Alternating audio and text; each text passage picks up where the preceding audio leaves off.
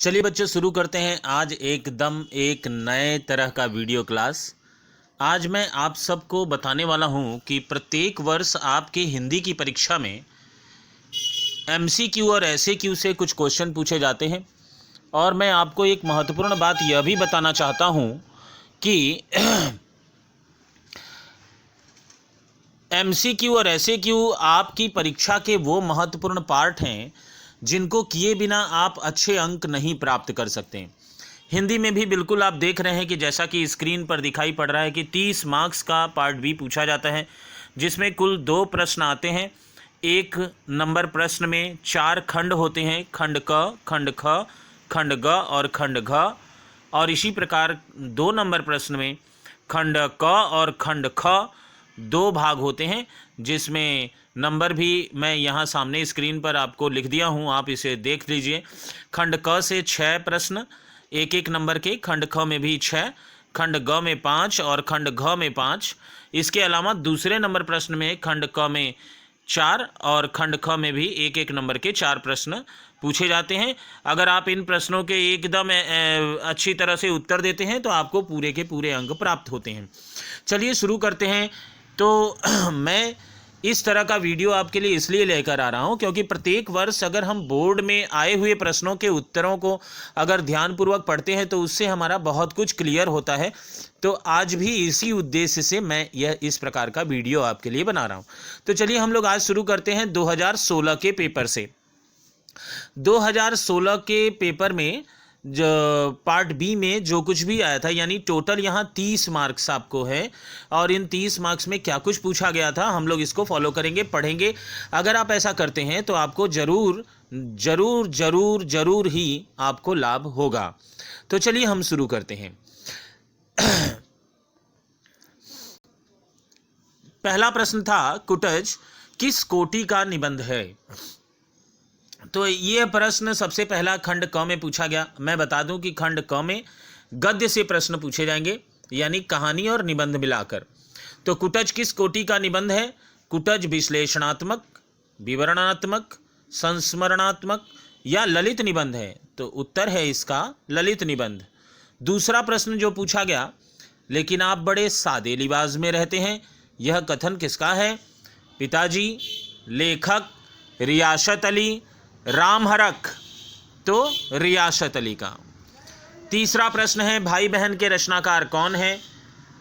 प्रेमचंद, राजेंद्र बाला घोष, मोहन राकेश या गजानन माधव मुक्तिबोध? तो उत्तर है राजेंद्र बाला घोष। चौथा प्रश्न आपसे पूछा गया, कलाकार की व्यक्तिगत ईमानदारी किस संकलन से लिया गया है?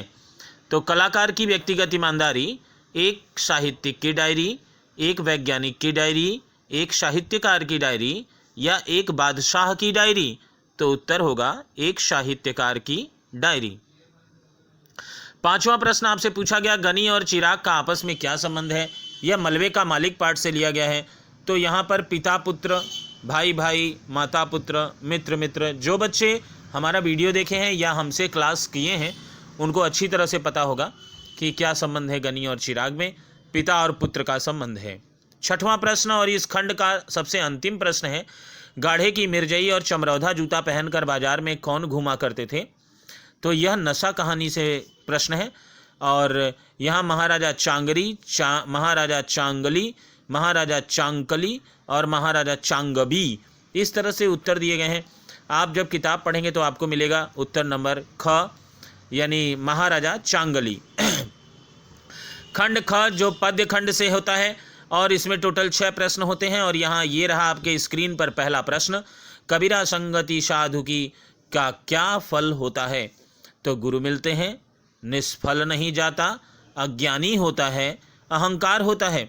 तो निष्फल नहीं जाता, साधु की संगत कभी निष्फल नहीं जाता। अगला, जैन मित्र दुख हो ही दुखारी, यह किस रचना का अंश है? तो यह गोस्वामी जी के रामचरितमानस का अंश है, जैसा कि आप किष्किंधा कांड वाला पोर्शन में पढ़े थे। तो यहाँ पर उत्तर है रामचरितमानस, विनय पत्रिका, कवितावली, दोहावली। तो आप उत्तर देंगे रामचरितमानस। तीसरा है, संध्या सुंदरी की तुलना कवि ने किससे की है? तो सुंदरी बाला, चंचल बालिका, सुंदरी परी या इनमें से कोई नहीं? तो इसका उत्तर है सुंदरी परी।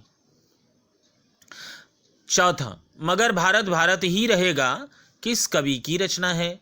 राम नरेश त्रिपाठी, श्रीकांत त्रिपाठी निराला, सुमित्रानंदन पंत या फिर रामधारी सिंह दिनकर। तो मैं आपको बता दूं कि क और ग नंबर जो ऑप्शन में है ये लोग तो आपके सिलेबस में नहीं है। निराला और दिनकर जी हैं तो निराला जी ने संध्या सुंदरी लिखा, जिसमें ऐसी कोई बात यहाँ पर नहीं है। तो आप इसको एकदम बेझिझक रामधारी सिंह दिनकर जी के खाते में डाल सकते हैं और यही उत्तर सही है।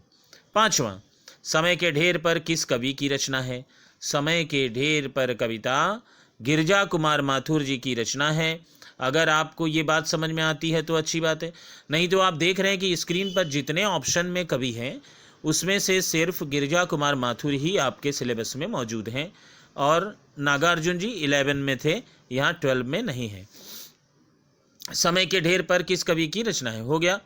नेक्स्ट, सिर्फ हंगामा खड़ा करना मेरा मकसद नहीं किस कविता का अंश है? तो हम लोग सभी जानते हैं कि यह दुष्यंत कुमार जी की कविता हो गई है, पीर पर्वतसी का अंश है।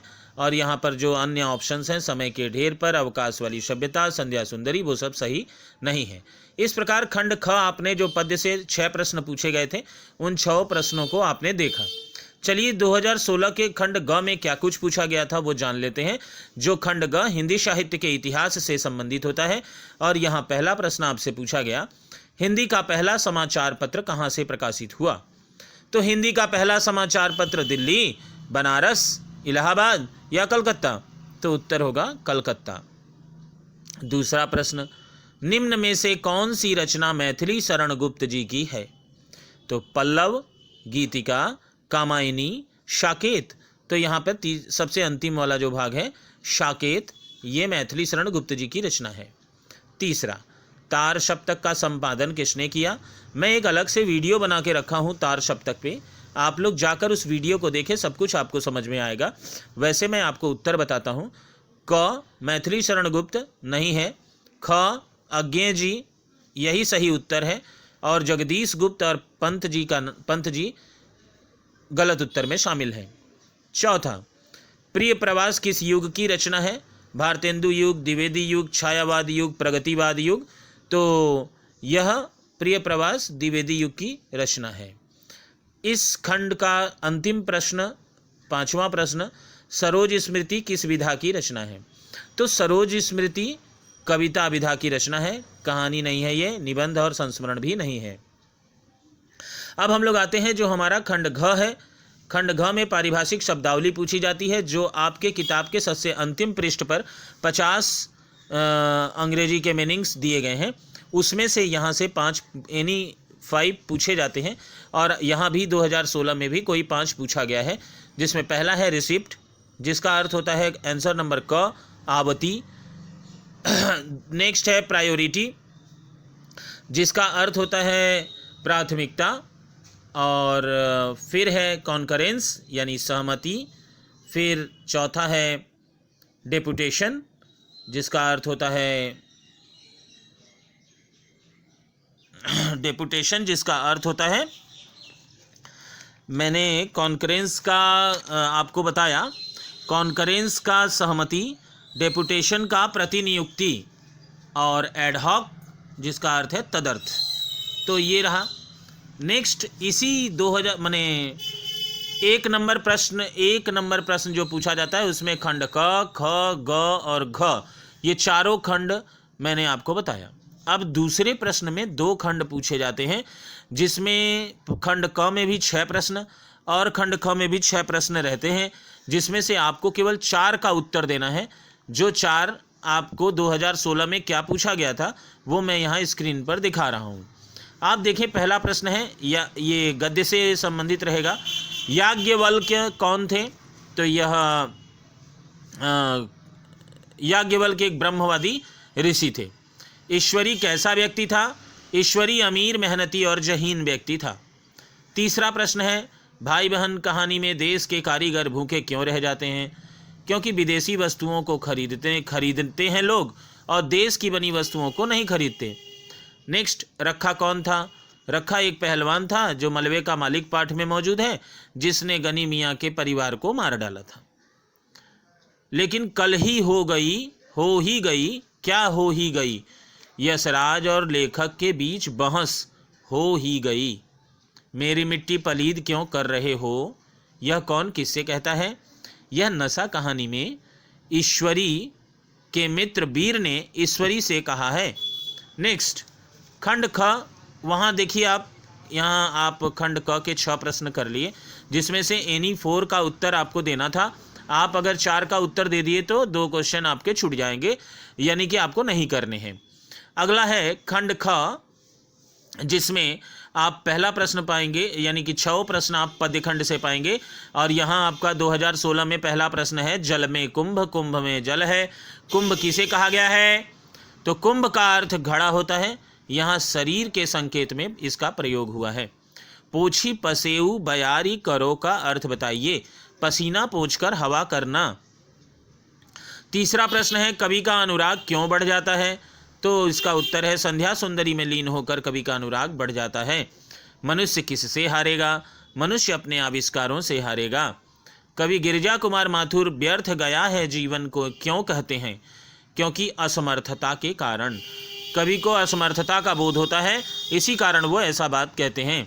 नेक्स्ट है, इस हिमालय से कोई गंगा निकलनी चाहिए से क्या अभिप्राय है। तो इसका अर्थ है समस्या का समाधान निकलना, जो कि हो गई है पीर परवसी कविता में मौजूद है। तो इस प्रकार मेरे छात्रों, आपने एक बहुत महत्वपूर्ण वीडियो देखा। अगर हम लोग प्रत्येक वर्ष के यानी 4-5 वर्षों के अगर 30-30 प्रश्नों के उत्तरों को जान लेंगे तो हम लोग भली भांति इस बात को समझ सकते हैं कि ऐसे हमारे बहुत सारे प्रश्न कंप्लीट हो जाएंगे। मैं अभी एक ऐसे ही मिशन में लगा हुआ हूं। मैंने 2016 का पेपर आपको यहां करके दिखाया। अब मैं आपको अगले किसी और वर्ष का पेपर भी इसी तरह वीडियो बना कर दूंगा, जिसको आप पूरी तरह से पढ़ के कौन बनेगा करोड़पति स्टाइल में आप इस वीडियो को कंप्लीट करके आप एकदम उत्तरों को जान सकते हैं। अगर आप 5 वर्षों के पेपर को करते हैं तो आप ऑटोमेटिक 30-30 नंबर के बहुत सारे प्रश्नों को कर लेते हैं, और इससे कुछ इंपॉर्टेंट क्वेश्चन आपके लिए बहुत महत्वपूर्ण हो जाते हैं और आप उन उत्तरों का भरपूर लाभ अपने आने वाली परीक्षा में प्राप्त करेंगे। ऐसा मेरा विश्वास है और ऐसा हर वर्ष होता भी है।